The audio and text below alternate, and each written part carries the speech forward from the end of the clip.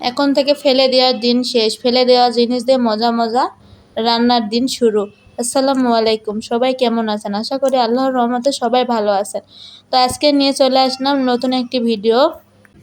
এর আগে দেখাইছিলাম লাউয়ের খোসা ভাজি, আজকে দেখাবো লাউয়ের খোসা কিভাবে ভর্তা করে খাওয়া যায়। তো লাউয়ের খোসাটাকে ভর্তা করার জন্য আগে পরিমাণ মতো পানি দিয়ে সিদ্ধ করে নিতে হবে।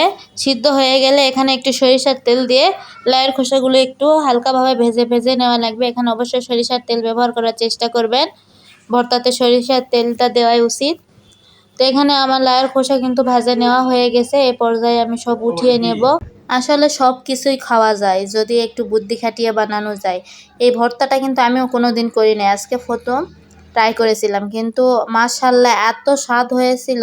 এখন থেকে তো লাউয়ের কোনো কিছুই ফালানোর দরকার নেই, সব কিছু খাওয়া যাবে। তো ওই তেলের মধ্যে আবার একটু কয়েকটা চিংড়ি মাছ ভেজে নেব।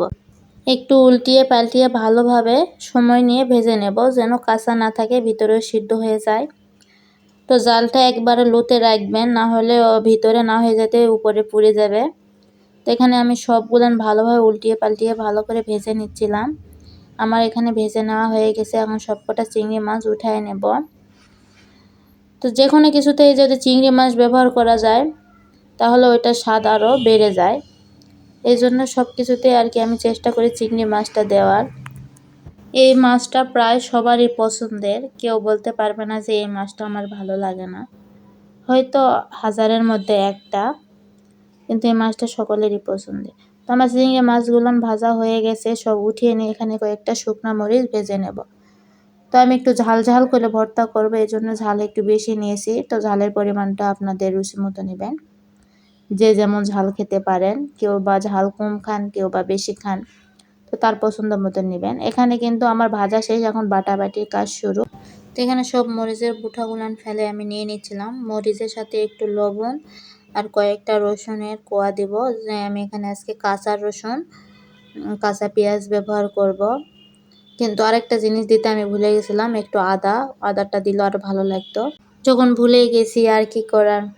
তো ওগুলোর মধ্যে একটু সরিষার তেল দিয়ে বেটে নিলাম, সরিষার তেল দিলে একটু বাটাটা তাড়াতাড়ি হয়ে যায়। তো এখানে মরিচ এগুলো বেটে নেওয়ার পর এখানে চিংড়ি মাছগুলো দিয়ে বেটে নেব।